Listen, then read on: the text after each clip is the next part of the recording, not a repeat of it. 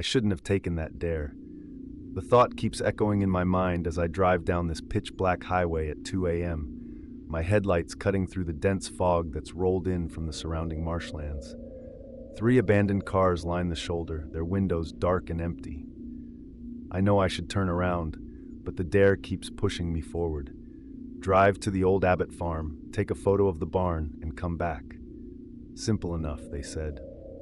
The rusted mailbox appears exactly where they said it would be, mile marker 42, hanging crookedly on a weathered wooden post. Abbott is barely legible on its side, the letters almost completely worn away by decades of rain and neglect. A faded "no trespassing" sign dangles by one nail, swaying slightly in the cold autumn breeze. The gravel driveway stretches into darkness, swallowed by looming trees on either side. My car's tires crunch over gravel as I turn onto the property. The trees form a tunnel overhead, their branches reaching across like gnarled fingers trying to grasp at my vehicle. I keep telling myself this is just an abandoned farm, the kind of place teenagers have been daring each other to visit for decades. The Abbott case was 40 years ago, ancient history. But as my headlights illuminate deep tire tracks in the gravel ahead of me, clearly fresh, my hands begin to shake on the steering wheel. The driveway opens into a clearing, and there it is, the barn. It's bigger than I expected, its weathered boards silvery in the moonlight. A few panels are missing from the roof, and all the windows are either broken or boarded up. Rusted farm equipment litters the overgrown yard, the place where they found the bodies, 5 of them, all posed in sitting positions around a table, as if frozen in the middle of dinner.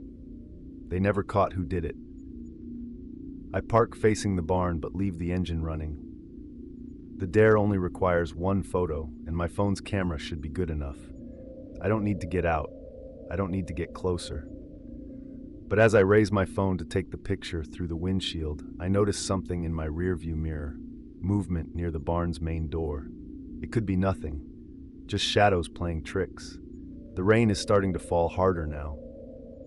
My curiosity gets the better of me. I zoom in with my phone's camera, and my blood runs cold. Through the partially open barn door, I can make out a table. Chairs are arranged around it, just like in the police photos I've seen. And in the center of the table, impossibly, there's a lit candle. Its flame flickers, casting moving shadows on the barn's interior walls. I try to start the car, but the engine just clicks. The fuel gauge, which I swear was nearly full when I turned onto the property, now reads empty. The dashboard lights flash in warning. My phone shows no signal. The rain drums harder on the roof, and the fog has grown so thick I can barely see the barn anymore. But I can still make out that candlelight, steady and unwavering. That's when I see them, footprints in the mud leading from the barn to my car, fresh ones filling with rainwater. They stop right outside my door. A handprint appears on my window, pressed against the fog from the outside. The fingers are unnaturally long, the palm too wide to be human. I hear a tap, tap, tap on the glass. A voice whispers through the gap where my window meets the frame. "We've been waiting for you." It sounds like dry leaves scraping across pavement. "The table is set. We saved you a chair." The barn door is wide open now. I can see the table clearly, 5 chairs occupied by shadows, and 1 chair empty, waiting. Old photographs are scattered across the table's surface, and I can just make out the faces in them. Teenagers, all around my age, all taken over the years, all who came here on dares. My keys dangle uselessly in the ignition. The fog presses against my windows like something alive, searching for a way in. The tapping continues, more insistent now. Tap, tap, tap. Moving around the car, tap, tap, tap, testing each window. The candlelight in the barn seems to burn brighter, more inviting. The empty chair scrapes across the floor on its own, pulling out from the table, waiting. Something slips through my partially open window, photographs falling onto my passenger seat, Polaroids, dozens of them. Each shows a different person sitting at that table, their faces frozen in terror. Newspaper clippings about missing teenagers, police reports spanning decades. All of them came here on dares. All of them tried to leave. None of them succeeded. They found my car the next morning, door wide open, engine cold. My phone was on the driver's seat, a half-finished text message on the screen. I made it to the farm, but something's wrong. The police searched the barn, of course. They found the table, the chairs, the old photographs, but no candle. No evidence anyone had been there in years. Just my muddy footprints leading to the barn's entrance and stopping abruptly at the threshold. But I'm still here, sitting at this table. We all are, waiting, watching through the fog and rain as headlights appear on the driveway. Another car, another dare, another empty chair to fill. The candle flickers as the barn door creaks open. We've been waiting for you.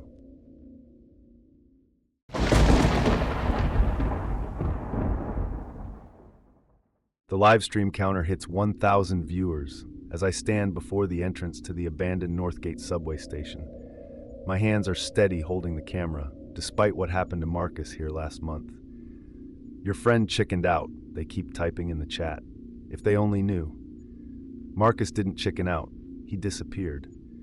The police found his streaming equipment scattered across the platform, but no signs of struggle. No body, just an abruptly ended stream and thousands of theories.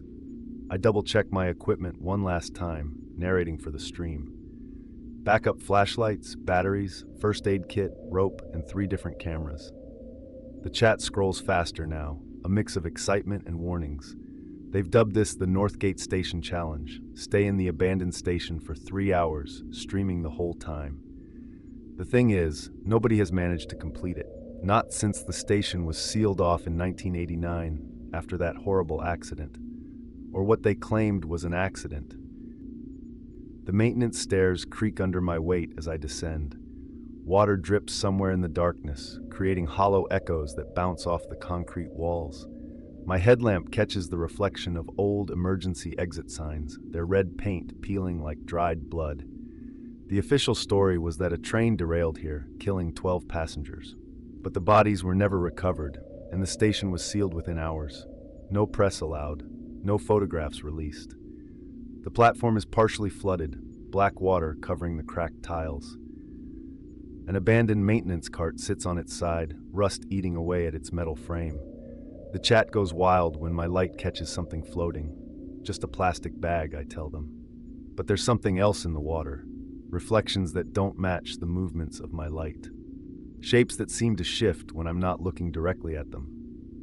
A water-damaged map still clings to one wall. Someone has scratched strange marks into it. Not random vandalism, but deliberate patterns centered around this station. I zoom in with my camera, and the chat explodes with screenshots and theories. The markings look like a countdown, they say. Dates, all matching disappearances in the area. The last date is from 1 month ago, when Marcus vanished. There's a fresh mark for today. I find the old control room, its door hanging off its hinges. Dust-covered monitors line the walls, their screens dark except for one. A single red light blinks steadily on a console, though the power should have been cut decades ago. The chat begs me to press it.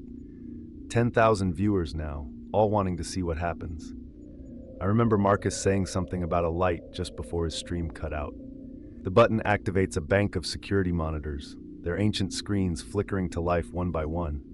Each shows a different part of the station, all live feeds, impossible as that seems. Most show empty tunnels and platforms, but one screen displays only static.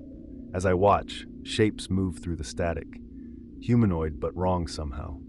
Too tall, too thin, moving in ways that human bodies shouldn't be able to move.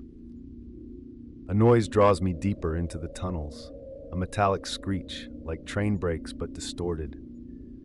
The chat warns me not to go, but I have to know what happened to Marcus. The tunnel stretches endlessly ahead, my light barely penetrating the darkness.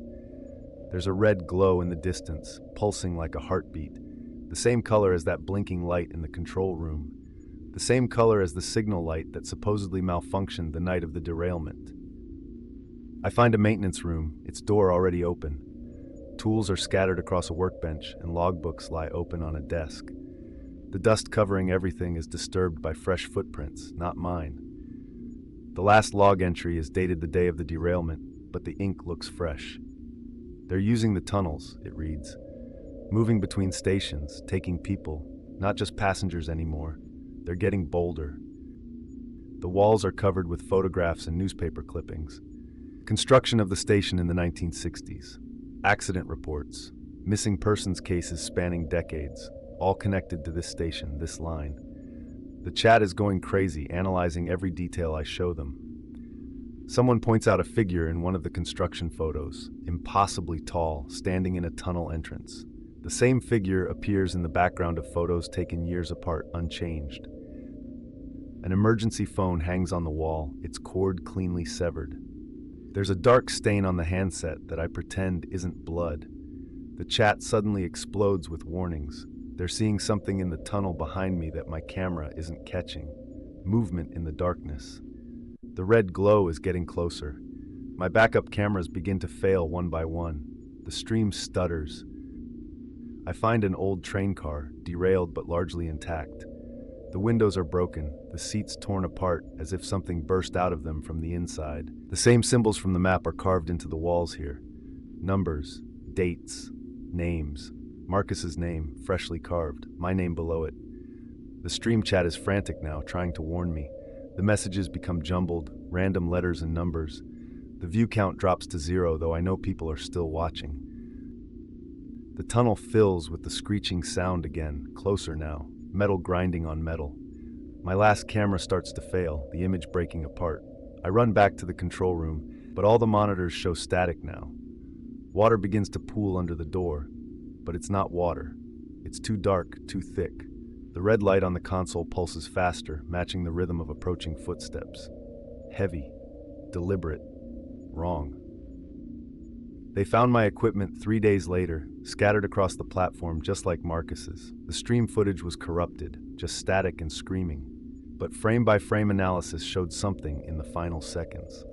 A figure standing in the tunnel, impossibly tall and thin, and behind it, more figures, dozens of them, all wearing the tattered remains of clothes from different decades, all standing perfectly still, all staring directly into the camera. The police filed it as another missing persons case. My equipment sits in an evidence room now, next to Marcus's gear and dozens of other tagged items from previous disappearances. The logbook from the maintenance room vanished before they could photograph it, but the map with its scratched markings remained, a new date already carved into its surface. Next week, another challenger, another stream, another name to be added to the tunnels.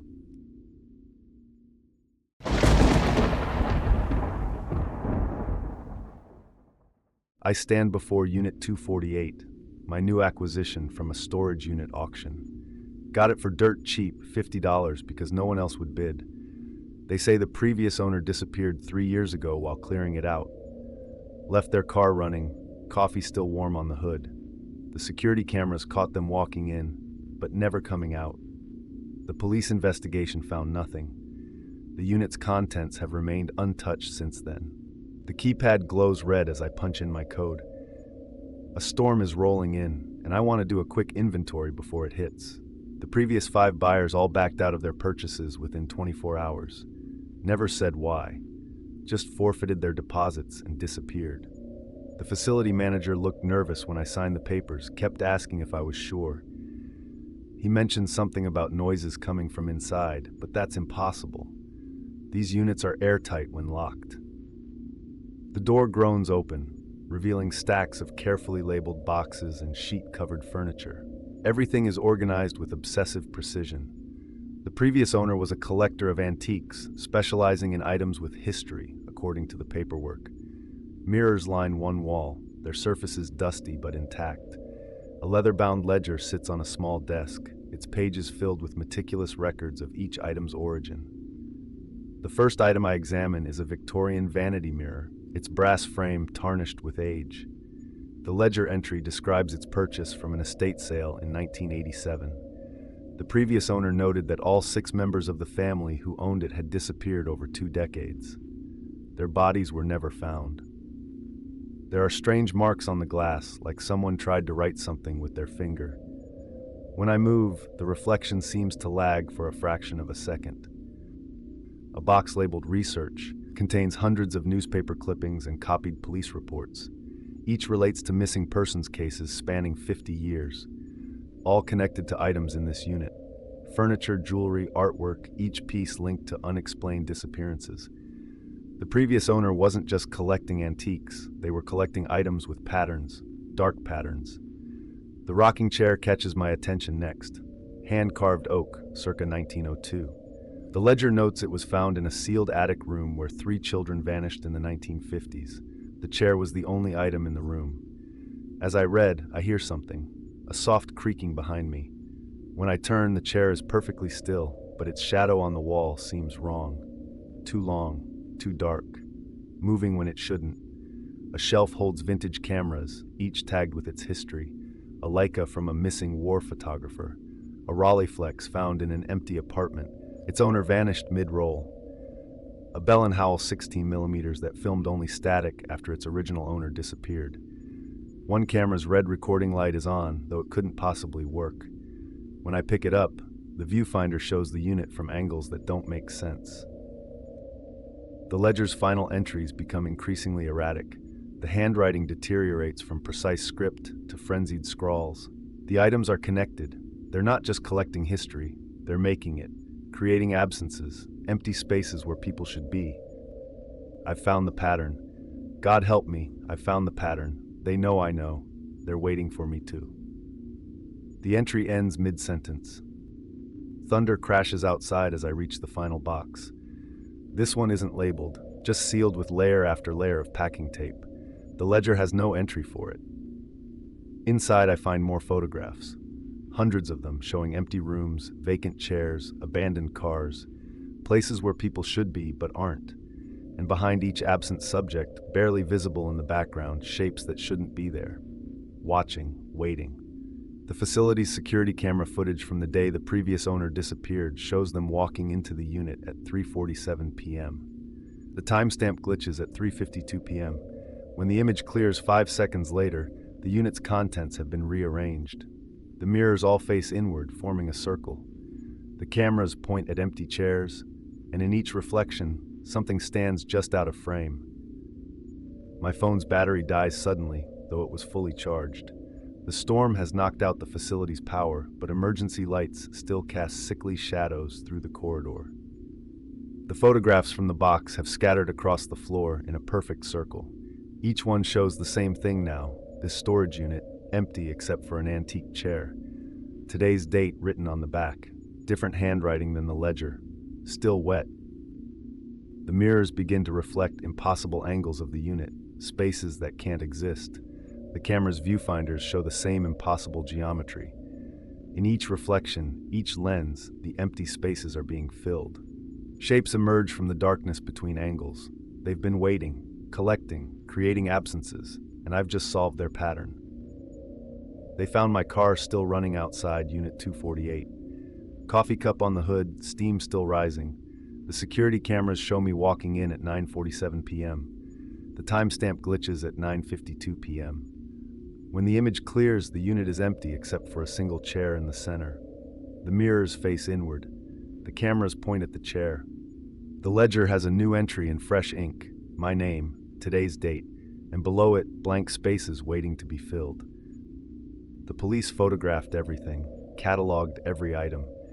But when they developed the photos, all they found were empty rooms, empty chairs, empty spaces where things should be. The unit's contents were auctioned again last week. A young couple bought it for $50. No one else would bid. They're planning to inventory it tomorrow. The security cameras are ready. The mirrors are waiting. The pattern continues.